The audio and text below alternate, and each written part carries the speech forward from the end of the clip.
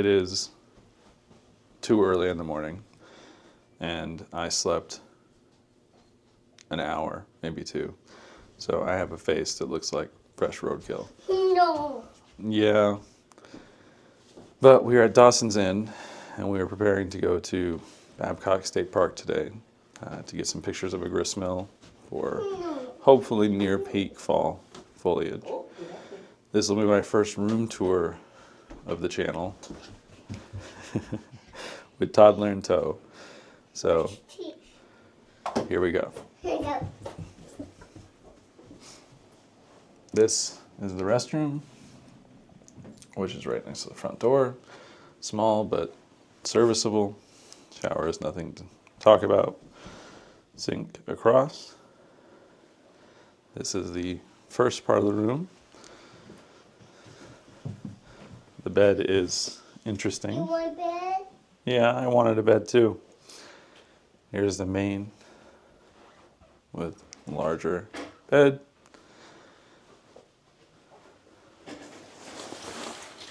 And outside is the hills of West Virginia.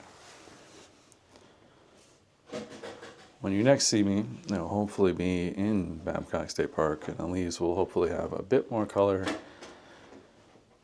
We're hope. See you guys there.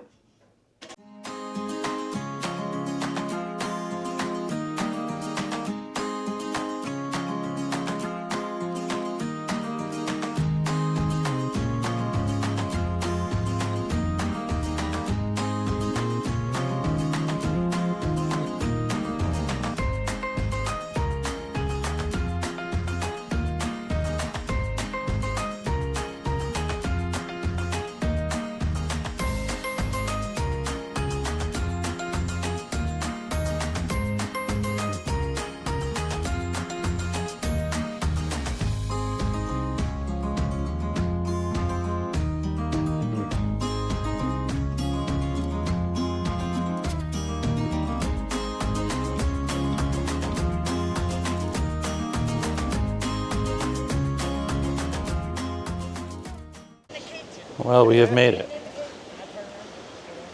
So, we'll see how well we can do.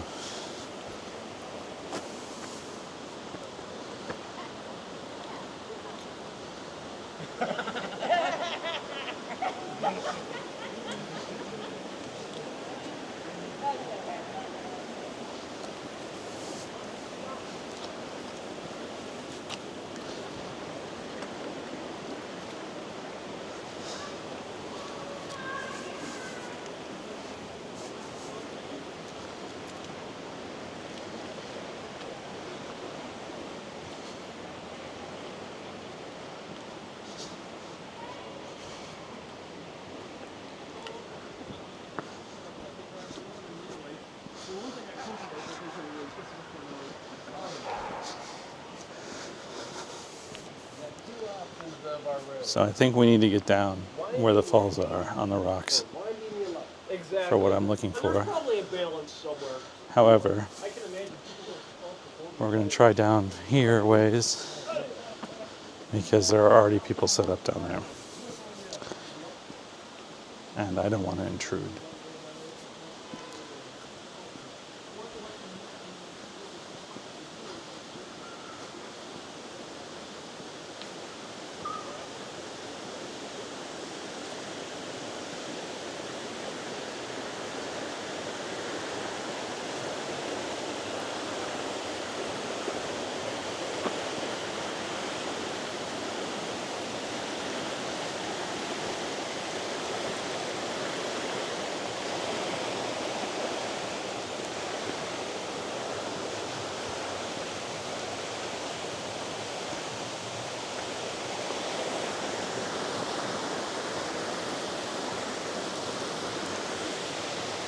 So down there is, I think, where we're going to go set up.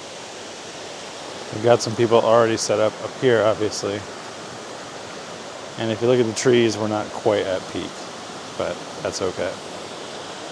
So, next time you see me, I'll be down there. It's cold, but I got my composition I want here. Give you guys a look. So my goal is to get all the falls in here, and we're gonna probably focus stack this, but we're gonna start on the grist mill and kind of work our way back. We're just waiting for these rocks to get clear of people. See if we can't get a couple of shots. We're gonna go for a 1 second exposure with a 9-stop ND filter on right at the moment. Now, this is just kind of showing you what you need, and I say need very lightly. I'm actually using a kit lens for this because I don't need something that's fast, and it's perfectly clear for what I'm doing. So we'll get a few test shots in here with folks in the way and see how it turns out.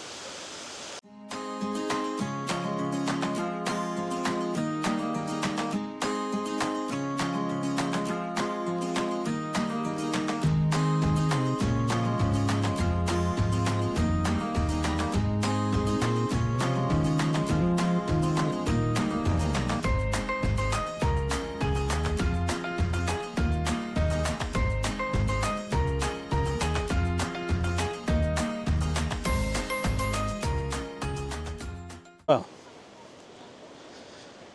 just waited 45 minutes for another photographer to move. Don't be that guy. Especially since you already got the shot. And I'm out of breath because, again, stairs. We're moving to the second spot. All right, shot 2. We're again waiting for some folks to move, but it's kids and whatnot playing. It's not a photographer who's sitting on a rock for 55 minutes, so I'm good with that. Like I said, don't be that person. There were 8 other photographers set up waiting to take their shot, and these people were just sitting dead center of the waterfall. I might upload one of those photos to have you take a look. As soon as they moved after their 55 minutes, all those photographers got their shot in less than 3 minutes and were moved and out of the way and going about their day. I just had a pleasant talk with another person who said they hadn't seen it before, so maybe I'm just not lucky. Here is the current composition of what I like to call the money shot. This is the one you see everywhere, and with good reason. So it's a little bright to see it on my screen, but we're focused right in here on the mill. We're cutting out all of this on this side here. We've got the waterfall and the mill centered. And it's just these people down on these rocks here that we need to move. And I'm confident they will in time. It probably won't be another hour wait, but we'll see. All right, I'll let you know.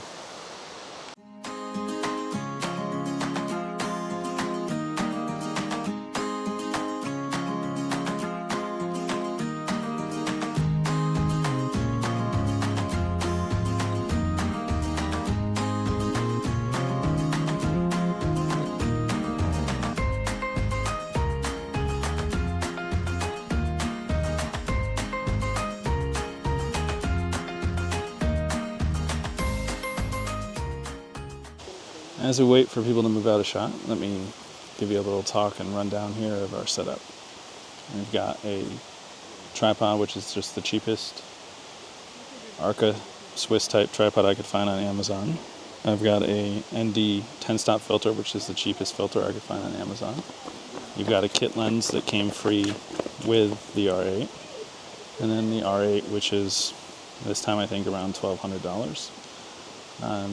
Just trying to show that you don't need to get the most expensive camera to shoot landscape. You certainly don't need that 50 megapixel monster or anything like that.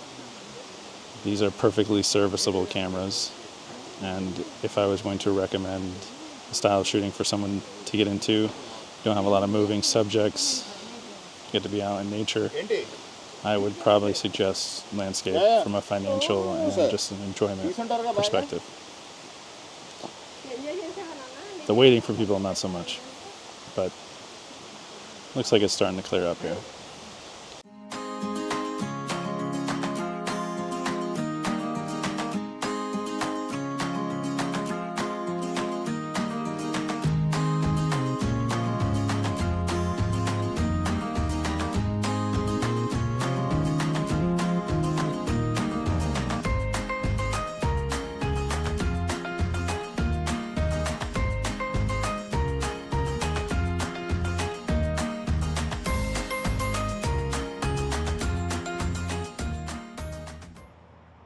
Well, we're at the last location for the day, which is kind of just something impromptu we saw beside the interstate as we were here.